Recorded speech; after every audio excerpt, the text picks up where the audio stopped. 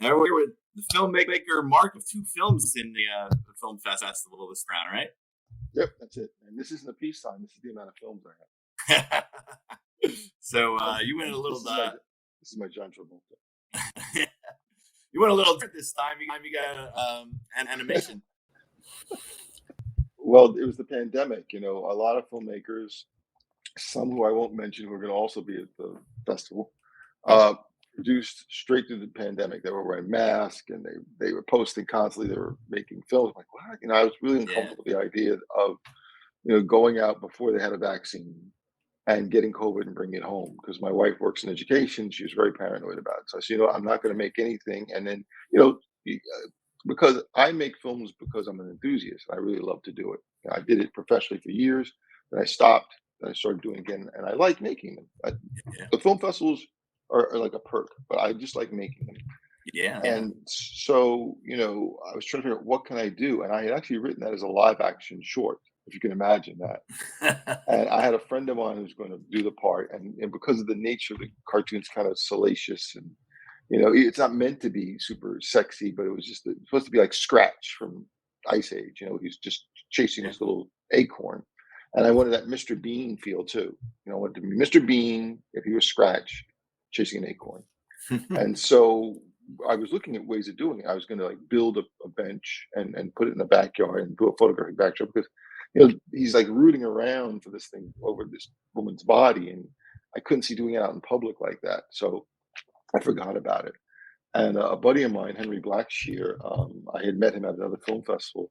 We were always talking, but you know how it is, you meet people at film festivals and we talk, oh, we should do something together, send them Yeah. to the scripts. And then finally we were developing another film, which I don't think will be ready for next year's festival, called Super Chica, about a Hispanic female superhero, sort of kind of cross between Wonder Woman and Superman. And Henry was doing a lot of 3D animation that he did on his own and sending it to me, like animatics, because she's flying and doing all this kind of crazy stuff. And we had to work out how we were going to do the shots. And I said, Henry, could we do like a cartoon? And he's like, well, I guess. I mean, because I'm not going to, shoot anything with people. And so literally we spent the next 18 months going back and forth looking for programs that we could find because we didn't want to have to do because animating 3D figures, it's no big deal to design them, but the real trick in animating these things that Pixar does is what they call rigging them to make them move, fluidly. And so we found a program called 3D Daz online that we really liked a lot. It was free, but you had to buy the assets. And we realized we had to still animate them and do all the other stuff, but you could close. It's like I don't know if you remember the kid when you were a kid, the little etch a sketch things you put the phony clothes on. You Yeah. could put the clothes on them, and you could get the settings. And it all had to be. It was all pre-built assets, which you had to sort of put them all together and then render them all together. And so I just pulled the script out. It was like 3, 4 pages long, and he's looking and said, "Yeah, this is really funny." So we had some initial storyboards done, but they were very crude, and we started animating, and so I had to stop and we got the thing really boarded out like a cartoon and really like detailed. And then we spent the next couple of months just animating it, and every shot was like it would take like God knows how long to render. And it's so funny because it was so funny because we decided two things. I decided if I was going to do this cartoon, um, I didn't want anybody to speak in it because I wanted it to be international, right? If it plays in America, Yeah. if it plays there. I realized once they started talking, I was limited to what I could do. Another thing is I wanted it to be very physical. I wanted to be very, like I said, like Benny Hill, Mr. Bean, kind of really bizarre. And I wanted to go like as far as uncomfortable as I could push it to really make people feel really uncomfortable watching this thing. And so I really went for that. And actually, we had about 17, 18 months, and Henry got really sick of working on it. And he just cut like a 45-second piece out of the middle because it got even worse with his pursuit of this cherry. I mean, it got really like uncomfortably bad. And I didn't want it to be sexual at all. I really wanted it to be just this kind of guy who common sense would tell him, just walk away. Just walk away, man. Just walk away. But no, he's got to have this thing. It's his cherry. And it's funny, we screened it at a screening a couple of weeks ago, and I wasn't here, I was in Europe, and I couldn't make it. And once somebody wrote me from the screen, he said, "This child saw your cartoon, and he was like obsessed with the ending." And I'm like, "Really?" He said, "That thing," he says, "No, he didn't. It went in his butt." And I said, well, because I didn't want it to be where he was like a molester. I didn't want it to be where he was like he was oogling over this woman. He just lacked the social discord and PC quality that says, you know what, I'm out. You know, it's gone. And I really wanted to make it very innocent because when everybody looks at it, they see this beginning as cartoon, right? So I didn't put any credits in the beginning intentionally. I wanted you just to watch this cartoon and think, oh, okay, this is nice, you know, a little park and the girl, right, and balloons and stuff. And then the cherry, you're okay. And about 45 seconds into this thing, 'cause it's only like 4 minutes long, Yeah. it gets dark. It gets like uncomfortably dark. And I really wanted to also, one of the things I felt that when I make a lot of my films, I don't really move the camera around a lot because it takes a certain kind of thing. And with 3D animation, I really want to direct more where you would see the fluidness of the shots, things I could never really do in live action. Not because I Mhm. don't have a gimbal, because I shoot all my own films. Yeah. I write them, I edit them, I shoot them. I don't have a crew. I literally, it's like two people on any film you've ever seen of mine. There's only two. And you're in the other one, so that must Well, have been hard. well, that was another. So with Girl Talk, that was for a friend of mine, Maria, who was going to be in the Cherry live action Cherry. She was going to do Yeah. that part. Oh. And Maria had approached me for years about doing a web series about with her as this kind of fictionalized version of herself. And we called it originally Mama Maria, it was originally called. And she picked it, like, you know how it is, Chris. You talk to people, oh, we're gonna do this. Yeah. And so she hammered away at me, and finally I sat down. I wrote like 10 episodes. I think I sent it to her, and then she sat on it for like 6 months. We didn't talk. And she said we should do some. So by then we sort of changed it to lower your expectations, and we sort of did this, and she had cast these actors, and I really just came in. I really just came in to write, direct, and shoot it. Mhm. That's all I was gonna do. Just write, direct, and shoot it. That's it, and edit it. That's it, Yeah. and Yeah. maybe do some light producing. That's it. Light producing, write, shoot it. That's it. But she was gonna do everything else. And so we wrote 10 of them. Oh wow. She had just had a baby, so she had a child. So the baby in the original script was smaller, and then her child got older. So you don't have the episodes, but we shot about 4 or 5 of these episodes, and then that particular one we she does everything SAG, and I never do anything union because I'm just too lazy to fill out the paperwork. So it's all a SAG. It's not easy. It's a pain. It is. I'm like, I would rather like give myself an appendix operation. Apparently, they made something even easier. I don't buy Have it. they? So Recently, maybe, we did maybe. we cast it, and we got SAG actors, and we did a rehearsal at Ripley Gear Studios in Manhattan, and we got this great guy to play it, and he was cool with it, and we gave him directions. Everyone was getting paid, which I'm notoriously I don't pay actors. I just don't have the budget. Yeah. And then so we go, and we're waiting for him. He never shows up. Wow. He signed a contract and everything. So Wow. we're sitting it's in early in the morning, and we're getting uncomfortable, and he's not answering his phone. His agent is not answering his phone. And we thought, well, maybe he was uncomfortable with it, because again, it's one of my Mark kind of salacious kind of films where there's always some kind of sexual salacious angle to it. And so she said, Mark, why don't you play the part? I'm like, I'm shooting it. I'm shooting it. I'm directing it. So the sound guy or somebody said, well, I can operate a camera. So okay, so all right, so we lock it off, and I wrote it. I had the basic dialogue in my head. It Yeah. was mostly between her and the mother anyway. So it's okay, I'll do it myself, because I don't know about you, but I hate the way I look on camera. I mean, when I was I do cameos like you did. That's what I like to do. I wouldn't yeah, let them put like the whole thing, but like a little part. I love that. yeah, I love doing that yeah. for like But a minute too. anything that's really extensive, and now we're doing one now called I Married Nora. Again, I had a hard time casting it, so I'm going to be, and that's like a 13-minute one. It's really long and involved, and I'm kind of dreading it. That's why I'm growing out this beard, because I'm supposed to be like a 75, 80-year-old guy, Oh, wow. and a The 25-year-old gray, girl. you have to gray it too, right? You're gonna have to Yeah, gray yeah. it. It's when it comes, it's gonna be gray, and they're gonna give me like a gray wig and stuff, and Uh-huh. gonna age me.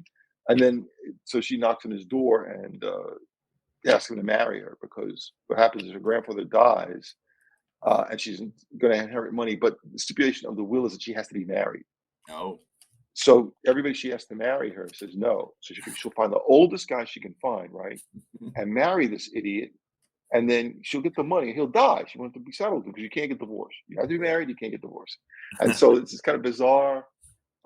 web series where they wind up, it's like a Nick and Nora Charles thing. She marries this old guy who's this crumb dungeon, and they go on this adventure where he used to be an insurance investigator, and one of his old clients come back, and she's like totally into it, right? He's like, "No, I'm retired now." And they go on this Nick and Nora Charles like murder mystery, trying to figure out what happens to them. So I don't know how we're shooting the pilot like next month. So we'll see how, and once this thing comes out, we'll see how that turns out. We'll see if that's at your festival next year. Yeah, So it sounds fun. It sounds good. yeah, I like it's kind of that crazy. concept. And again, and it's very Mark. It's very. I mean, I had so many people turn me down because they were just so uncomfortable with the material, So we had to age her up from No, like 29 to 40 to make it look a little bit like, okay, not so creepy. But oh my God, so many people turned it'd me be down. funnier if it was 25. We tried every week. We auditioned like about 50 actresses. Yeah. We got them down to 6, and they're like, I feel really, it's kind of, and I'm like, really, it's kind of okay, no It's problem. just a movie. Well, this one's a little bit more so than Yeah. it goes beyond that. So it's the opposite of it. I mean, Well, I'm not gonna say my butt's hanging out, but it's almost. that kind of stuff though, like when I've noticed, like when you do a cartoon, you can get away with some more in a And cartoon. that was one of the things that I kind of realized that I was watching something the other day, Back to the Future, and we were talking about how uh, they had to cut $5 million off their production budget. They just got a note from the head of Universal Studios to cut $5 million, and they were in production, so they had to cut the Wow. whole sequence with the time travel thing because originally it was a refrigerator Yeah, that got cut. refrigerator. Yeah, And that yeah. was like $1 million sequence. So they cut that and they made it a DeLorean apparently because it was cheaper because they had to cut just cut from the script. And so it So was a the happy car was cheaper than a fridge. I guess it was easier. I said it was They easier to probably do just the able to get cost. it right. Right. Yeah. And so I think that's a happy accident when I think if it had played that way as a refrigerator, I don't think it would be nearly as iconic as the Oh no. DeLorean.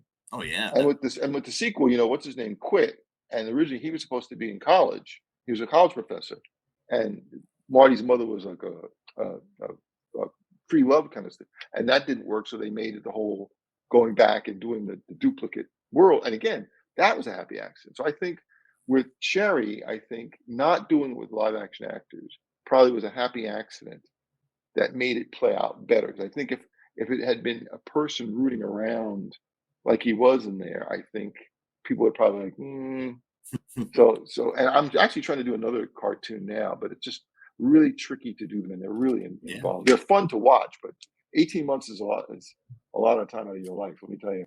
Yeah, I'd love to do the computer animated voices for it, but I'm like, I don't have the patience, I guess. I don't know. Well, I'll learn how to do it. it helps when you're doing well. I do always do like 3 projects at once, so I always have something I'm developing and something Yeah. I'm producing and something I'm doing. So, like I said, I lost the 2 years during the pandemic. Well, I didn't lose 2 years. I obviously did Cherry, but I lost like doing the live action stuff. So I'm just getting back into it now. Now that we're all kind of more comfortable and more people are vaccinated and people are sort of saying, okay, this is what life is going to be like. So, Yeah, like the last Brightside in March, it felt like that finally. It was like the first time it just felt like, and then it started again, right?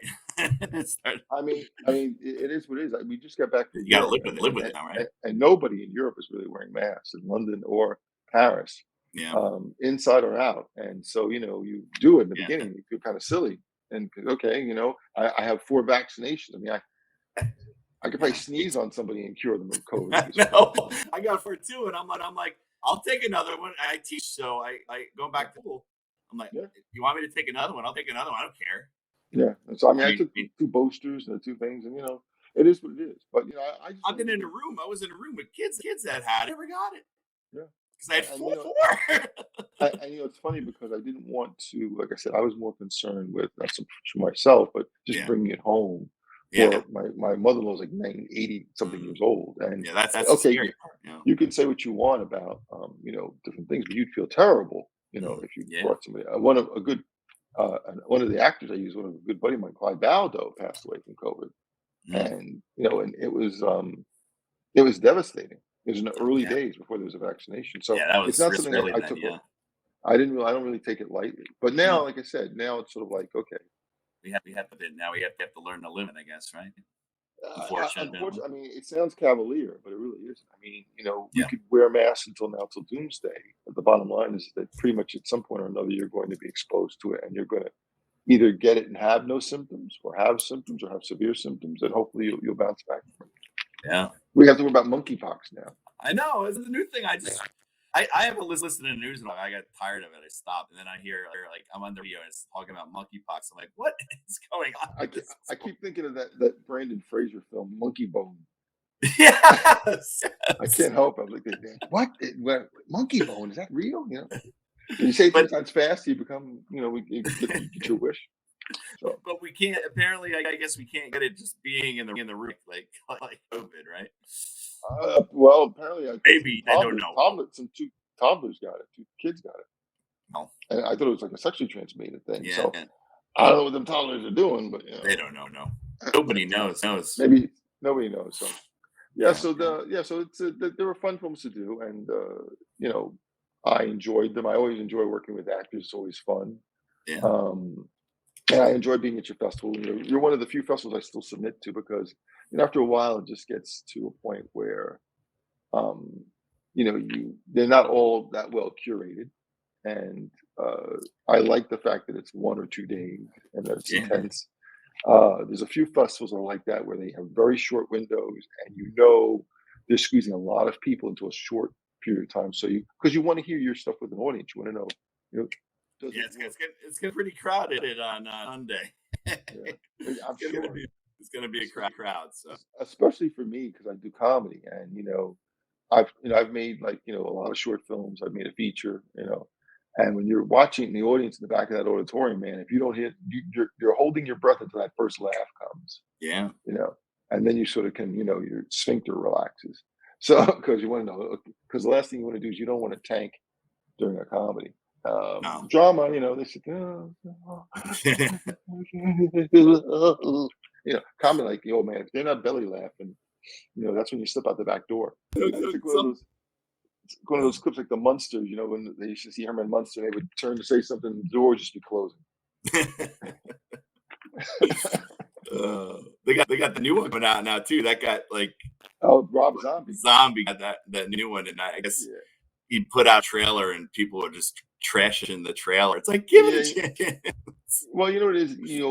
There's something like the Munsters and the Addams Family, and even I mean, I don't know how old you are, but I'm from that generation that remembers things like Hogan's Heroes and McHale's Navy and Get Smart, and those are kind of like childhood comedy TV shows. Mhm. And so when you develop them, you have to do a certain amount of fan fiction service, but you Yeah. also want to update it a little bit. And I think, I don't want to say that certain people are better at comedy. I think that because I recently saw Raiders of the Lost Ark here in the Bronx. Spielberg was there with Lin Manuel, so they come out on Wow. stage, and he Wow. comes out after Raiders, and he sits there and he talks to the audience, and he mentioned how he thought he had a flair for comedy, and I don't really think of Spielberg as a comedic director, but what he was No. meant that he had a flair for the flourishes because he said if you look at any of my films, they're not comedies per se, but there's always really humorous moments in the films. Yeah. And he referenced the scene in Raiders where the Nazi guy comes in and he takes the thing and Marion looks like he's going to torch it and turns it to be a wire hanger and he puts his coat on that Oh wire yeah, hanger yeah, thing it forms. yeah. And he says, Yeah. if a lot of people don't remember that, but I used that gag in 1941 when they You have did? Slim Pickens on the submarine. The same thing does. They do the hanger and they come out. And he said, so we put it in 1941. He said, and nobody laughed. It Wow. bombed. He said, that's a great gag, And so later he liked it so much when he did Raiders, he tried it again. And since when they did Raiders and previewed it, the audience just broke out laughing. So he says, I don't know why it worked in Raiders, but it didn't work in 1941. Strange. And then he referenced like all these different bits through his films, not a lot, where the Raiders or the Jaws, where there were these humorous moments that you didn't expect, like Dreyfus crushing the paper cup, and he said those are all little flourishes you sort of come up with. So he sees himself as a comic director, which is interesting. Wow. Yeah, Yeah, I like see myself as ET some. Yeah, yes, like ET. Every with one of his things. films is always like a couple of really good, and I think it's because he's not pandering for laughs. When you come in as a comedy, you're sort of saying, okay, make me laugh. Yeah. I think when you're coming to see a film that you don't expect to laugh and you get this expected laugh, it's kind of like a relief, like a horror film does a tension break. It's a nice surprise, or like a comedy where there's a scare, Absolutely. or there's pathos, right? I mean, all good comedies should have, if they're long enough, should have some moment of pathos where the character feels bad and you empathize with them, and then boom, you're back into the laughter. At least in theory. That must have been cool watching Ray on the big screen again. It was an interesting experience. It aged well, except the Mm. ending. The last 10 minutes felt really bad because the CG, no, there was no CGI. The special effects Yeah, and the yeah. matting was, Lucas redid Star Wars. I kept sitting there and watching, thinking, you know what? They should really redo that with Raiders. Just take the elements apart and just put cleaner mats in, because at the time that was, ILM, it was what, 81. Yeah, so that was cool then. Yeah, And the melting face, even the melting it looked face. horrific. It looked horrific in no, really, it looked terrific in Wow. 1981, but now it looks kind of like, a joke. And he Yeah, tells yeah. an interesting story about that. He said they got an R rating, and he went to Joe Valente, the head of the motion picture board, and said, "How can we get this PG-13, or how can we get this down?" And so if you look at the film now, they put like smoke or something in front of the face. It's not a clean shot of the melting, and I don't Oh, even remember it being like that. And actually, they created PG-13 for Raiders of the Lost Ark. He said there was a really? PG-13. Yeah, he says they were the ones who they had to give it like a special motion picture code. If you look at it, he goes, there was no PG. That was the first film that they did not get an R rating because he didn't want to lose the audience. Yeah, And later yeah, they took the R on, he said, on not Last Crusade, the Temple of Doom, because they pulled the heart out. yeah. But he said, but back then they were really fighting to keep it PG-13 so they didn't lose the younger kids. So, Wow, yeah. look cool. We That's cool we stuff. talking about Spielberg films. We're supposed to be I moving. know, right? So, No. is Oh, there any other questions you want to ask me about? well, I just wanted. Do you want to? Where can some of your stuff, old stuff, is it out there somewhere that we can watch? All my stuff, yeah. You can, I can put it in my chat. You can always Google my name. I have a Vimeo account. All my stuff is there online. I'll put just Mark Cabaret and Vimeo. It's M Cabaret and Vimeo, I think, or Mark Cabaret. No, it's Mark Cabaret and Vimeo. Yeah, You can put yeah, that up there. yeah. They can see it. They can not only see my old stuff, but they can see experimental things, like things I was working on and was trying to get done, and like I never got done, but I posted some of the scenes and posted things on it, so you can sort of see almost the process of this worked and that didn't work. You can see sometimes you can see versions of my films where like this was like the version of this, but I later made it that. So I like Cool. transparency. I like people to. I Yeah, thought it would be a good educational thing for to not just show your successes, but show your process. absolutely. That's a pretty good idea. Yeah, yeah. Yeah, yeah. Cool. Yeah, I'm like a that. rash. I'm like a rash all over the internet, and unfortunately, unlike COVID, you can't get a shot for it. Oh, oh, that's funny. It's like shingles, and, Yeah. and Well, it's just as painful to watch. it's awesome that you have Tim. So I guess we'll see you on the 7th, right? And Yeah, should have absolutely.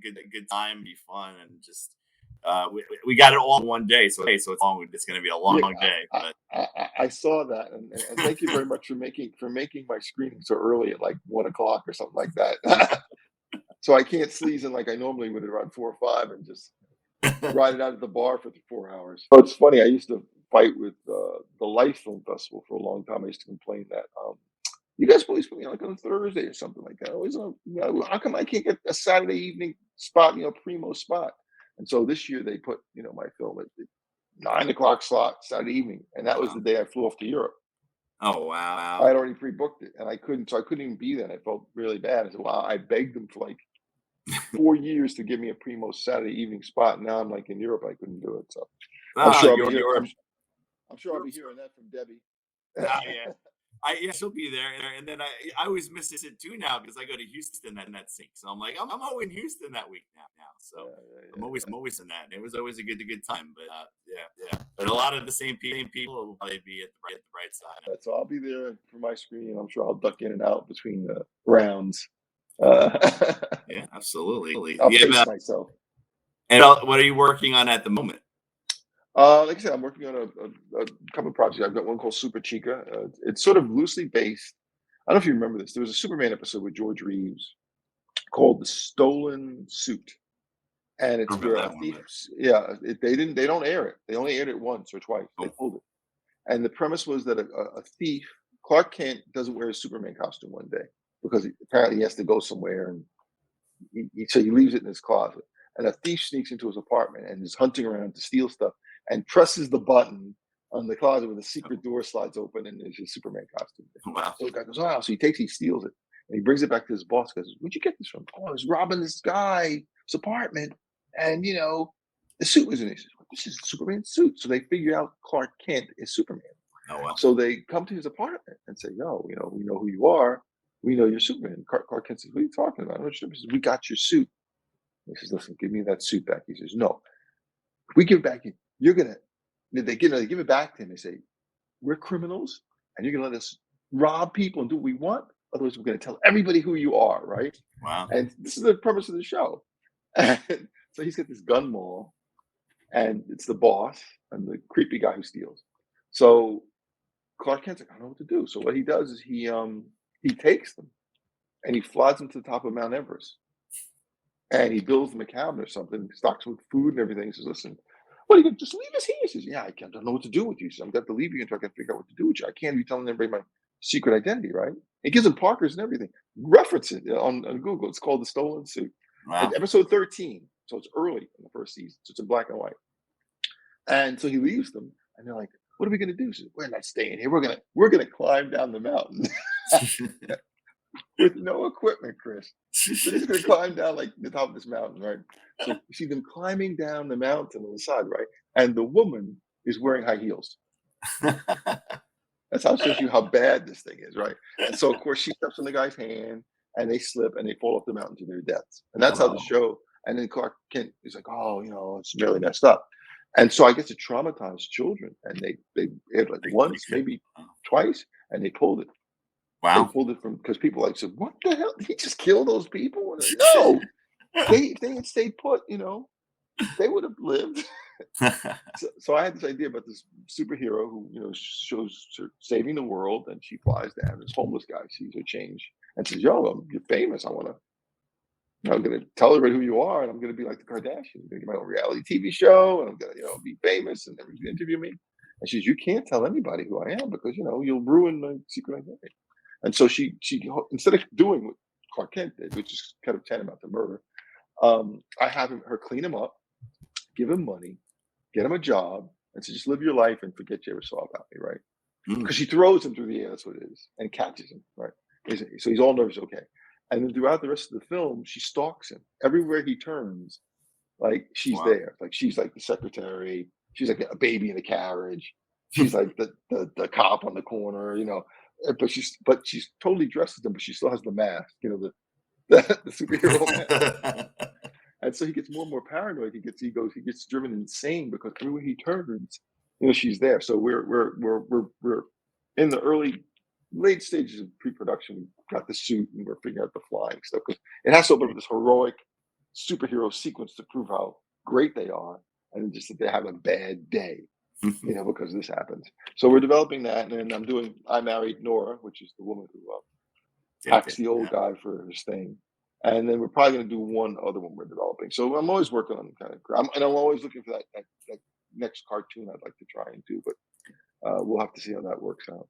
It's gonna be fun. But yeah, Cool. it'll be great to see you. Can't wait to see you on Sunday.